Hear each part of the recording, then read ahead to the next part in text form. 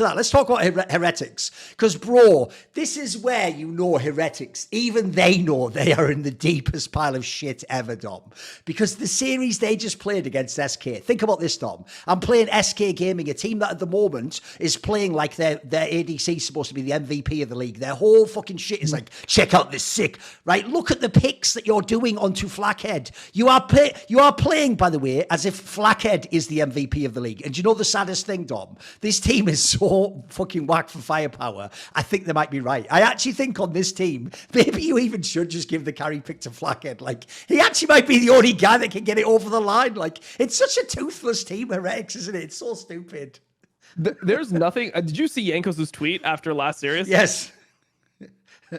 How mental is that? So for people that don't know, after the game happened, after they lost 2-0, Yankos tweets out, he says, it's a bad excuse, but meta really doesn't fit our team, so we don't deserve any top spots. We'll try next week however we can. Well, you're having the same thought I did, Dom, which is, bro, what meta in the universe would fit your team? That's the first thing I thought. It's like, bro, there isn't a meta that God created that could come along. It's going to make this a top team. Come on. Of course. I mean, that was the first thing. My first thought was exactly that. I'm like, there's no meta that fits your team. I know. You guys are just a bad team. Like, it is what it is. I've been on bad teams before. I know what it looks like. Okay. You can look at the player expression. Look at how disgusted Wunder and Yankos look when they're playing the game. Like, whenever they lose, they're always like, okay, all right, well, that wasn't good. Like, they have this expression on their face all the time. If you look at them, they know it's so disgusting.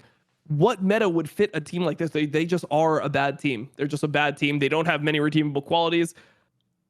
Frisky Tristana, or not Frisky, Zweiru Tristana, he had one of the most disgusting plays earlier this split where he just like trying to tower dive. I mean, he just doesn't look even competent. I mean, were they one of the teams that lost to Rogue? Like, this team just has no way to play the game. So when I watch them play, it's really sad. And the other part that came to mind was, like, that is like one of the most defeatist tweets I've seen. Like, we don't deserve to be good. It's like, meta doesn't fit us. We don't deserve to be good. Next week we'll try, and whatever happens. Like, dude, the year might just be over for Yankos and Wunder next week. Like, that is crazy to me. Oh, by the way, I totally know what you mean as well. Like, even though, in theory, as a pro, you're supposed to, acclimatise to your current surroundings and take it game by game and all that jazz everyone wants to say about mindset. When Wunder and Yankos specifically lose, because there used to be the guys, Dom, where, like, a bad split was like, you make the semis and have a close series and lose. Like, that was like a bad split for them. That you actually get the feeling when they lose, the look on their face is like the look on your face when you're, like, leaving a nightclub or a bar late at night, and you've like, let's say you've like picked up a girl, Dom, who maybe isn't as good looking as you would pretend you're, and then you see like a friend or someone it's like that sort of, hey, you just feel embarrassed, like, oh shit, what am I doing? Oh, this isn't who I am. Listen, this is a mistake. Like, they have that look on, like, what the fuck am I doing with my career? Yeah, what am I doing right now? And the worst thing is as well, Dom, if you look at it, the reason why this one kills me inside, because I always use that analogy you do, of like, this reminds me of that classic Immortals team, where it wasn't that they were all bad. Like, they had fucking Soaz and Smithy guys. Those are some of the best players ever. But the problem was, because they weren't able to facilitate anyone, because there was no one to facilitate, it made them look bad. Because if you look at this team, bro, you have Trimpy and Yankos at the same time. On paper, that should be the shit right there. That should be like at least like, like top 4 fucking jungle support duo if you do it right. Like,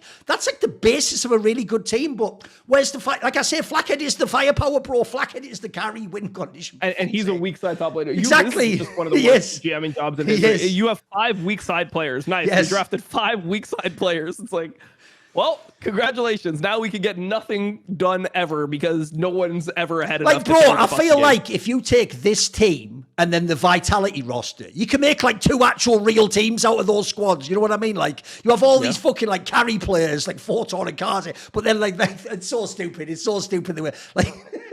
Yeah. No. It's really bad. Like, the Venio Yankos matchup worked. I mean, this is why we always flame LEC GMing. Yes. You look at all these teams and it's like, this is the worst you could have fucking done with these players. You can't make worse lineups with this level of talent. Like, you literally couldn't fuck it up any more than they fucked it up. But the other thing is this. These guys, the worst thing that happened to these players on Team Heretics is that Perkz got benched. Yep. If Perkz didn't get benched, they would have all, like, he took all the aggro for this team. It was like, oh man, the other players are fine. It's just fucking Perkz. It basically a mix of that, and then the fact that Zviru guy just only on his ear in those playoffs in that last split looked like after that literally allowed them to like write a whole split off. Even though, by the way, at the end of the split, they still didn't do anything. So like they made like a run. They still like lost it like 5th to 6th or whatever the fuck. Like they didn't make like a deep run, but you're right. They got a pass for a split because every Perkz hater got to go like, good, he's trash anyway. And then they were just too high off the own supply. Yeah, I'm with you. Look, I would rather see that version. At least that version, like, look, Perkz was running it down, but at least it felt like they could win unless Perkz ran it down. These games are just fucking sad. Yes. Like these games, it's really fucking sad. It's like watching like Biden give his like presidential addresses at this point where it's like, please, man, like, please just, like, I don't want to hear it anymore. Like the most recent one, he just called the thing a fucking, he couldn't call it a ballot box. He just said battle box like 3 times in a row. It's like, please, you're embarrassing our country every single time. You like, by the way, can't watch it even though everyone else likes all the other clips, the one I've replayed so many times when I'm on the Devil's Lettuce, Tom, is the one where he's talking to that NATO guy and he just goes, so I was fucking your wife. And it's like, what? Have you never seen that one? That one's really mental, mate. You have to look up. There's one recently. Here's because the thing, it's because I'm almost certain it's more like he got 2 words mixed up in his brain. He didn't mean to say fucking, and he's like starting to say F, and then he said something else. But for real, the guy's just stood there at like a press conference, and he just says something like, because I think what he means is something, I just met your wife or something. He was going to say something like that, you know, like politicians do. But essentially, he just comes out and says like, so I was fucking your wife, and then like the guy even sort of just like almost like a quick double take, like, you know, like. And then you do that thing where you're like, did I just hear that? Am I the one who, is it me who's losing my mind? No, it's true. It reminds me of that. No, that's this team.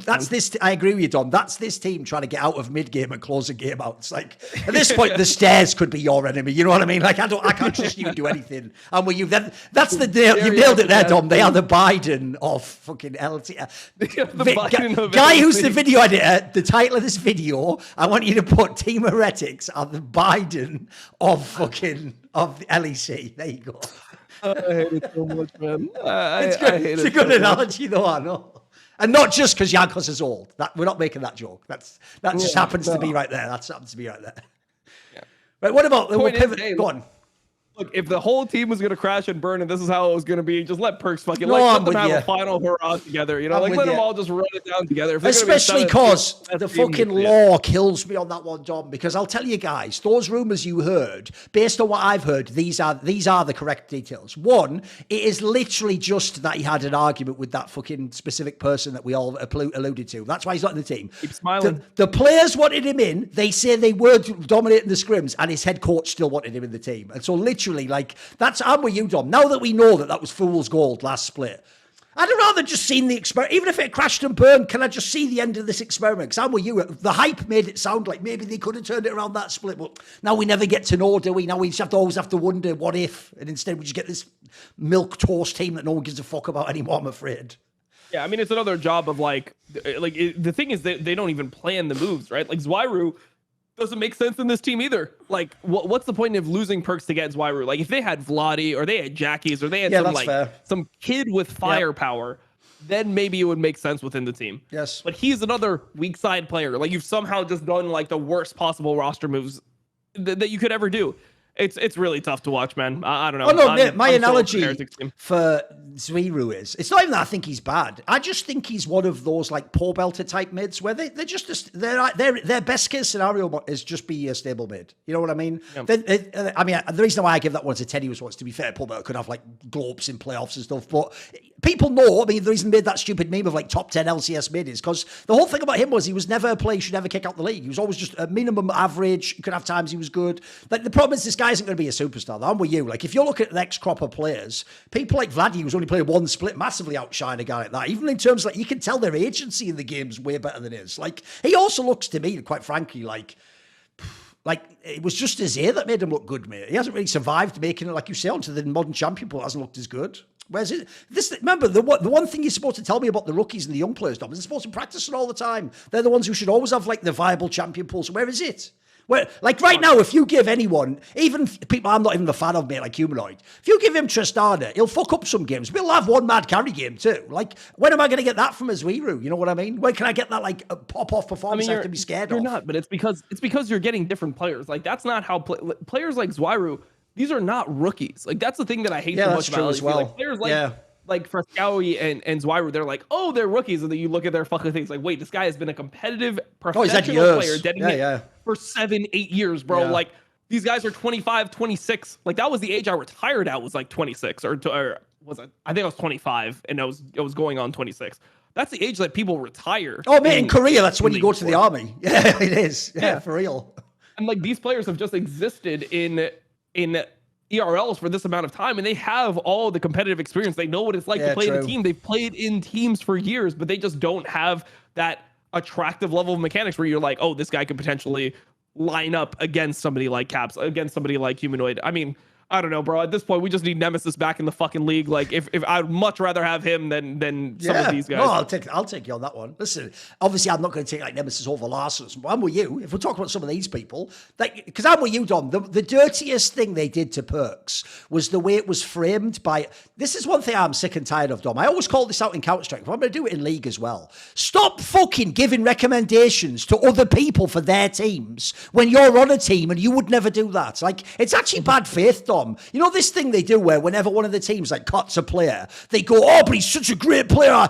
Any other team would be glad to. So why do you want him then, you fucking rat? If you're not willing to put your money where your mouth is, why are you telling other people to sign a player? It's like you break up with your girlfriend and then you're like, she was a perfect girlfriend. She's the ideal, great in every single way. It's like, oh, so you broke up with her for no reason then. You just broke up with yourself because you hate yourself. Or like, here's the question that's obvious, right? The obvious, because you know when this guy got promoted, people didn't treat it like, oh, I guess Perkz really fucked up. They're making the academy jungler come in. No, what they did is they all said, well, Zviru's been waiting for his chance for years. He deserves this. The org owes it to him. And it's like, no, because if that was true, Dom, then they should have replaced Perkz with him anyway.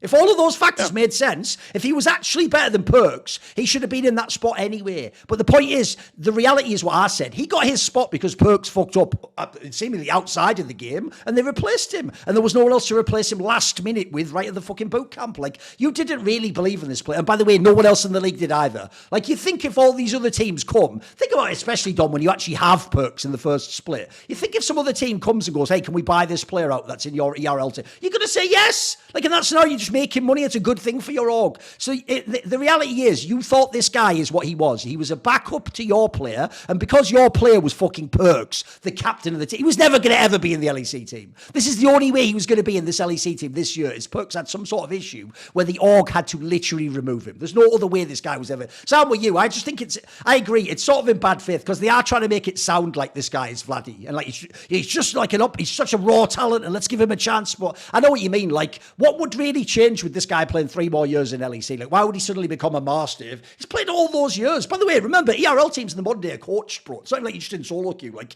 he's had all the people giving him feedback for years at this point in time. Like, if he was going to be mega, I'm pretty sure he'd be good by now, surely. What are we waiting for? He's the type of player, I feel like he should be the guy that's like in like a Giants Academy behind a player like Jackie. So if Jackie is super young, he doesn't have the ability to perform on stage, and he's just like a massive because we've seen players like that. For example, we have a player, Fisher, who's in Nongshim now. He was in EDG last. He was criminal. Yes. He's a criminal, right? So if you have like a stable veteran player who maybe he's not LEC veteran, but he's a veteran player, you have a guy that can replace him that if the rest of the team is good, like he'll allow them all to function. Like that's the type of spot I would like to see him in. Like maybe he would have been fine for that K-Corp spot or something like that. But in this team, it makes literally 0 sense. And it's just another failed jamming job. But I mean, I also don't understand. Like, the GM has an argument, unless Perkz did something really fucking egregious. Like, I don't know how you let a team who's actually like thriving in the moment, or they feel good and they want to play together and they have good vibes. Also, this was the plan for the entire year, right? This was the plan. You've got the old G2 core. The boys are back together. Yeah, they're like maybe not as good as they were before, but they did have that synergy. They have that belief in each other. We're going to see how that... And you've just signed Trimby. Like, you haven't even had this lineup in the NEC yet. Yeah, no. Yeah. It's ridiculous, isn't it?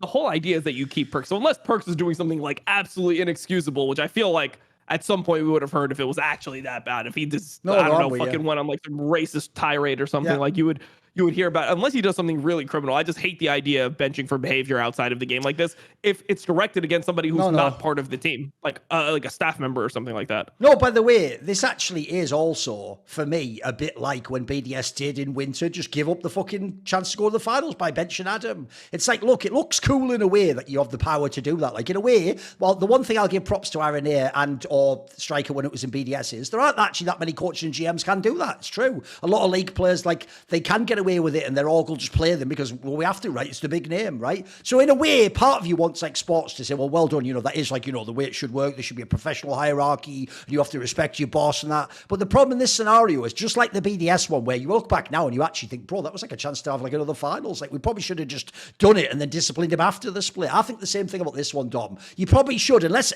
literally he essentially said to RNA something mental like, I hope your kid dies or something insane like that, right? As long as it was just something stupid, Dom, like they were arguing about how he's practicing or, the setup, or maybe he, like, I don't know, said, get this player out of here, whatever it could be. As long as it was something like mild enough. I think the actual move is you just play out the split and then you have some sort of mid, like off-season scenario where you can approach this and see, is it an issue? By the way, also then if he plays badly and he was rude to you, then you've got an even better reason to bench him, right? At that point, you can even bring the other guy in.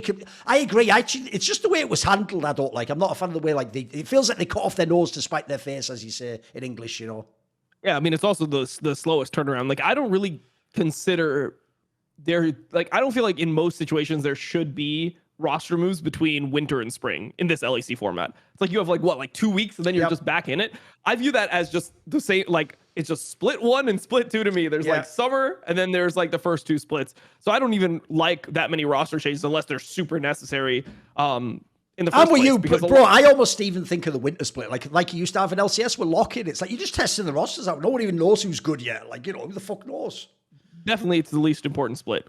Which means Mad Lions are even more fraudulent than we've been saying this whole time. Holy fuck. Okay, they really suck. There's another title, another editor. That one on Mad Lions prove even more fraudulent. Okay. Every week they're getting more and more fraudulent. How the see more cool, funny, interesting clips based on topics from my content? Well, subscribe to this channel then, or, be a pleb and don't.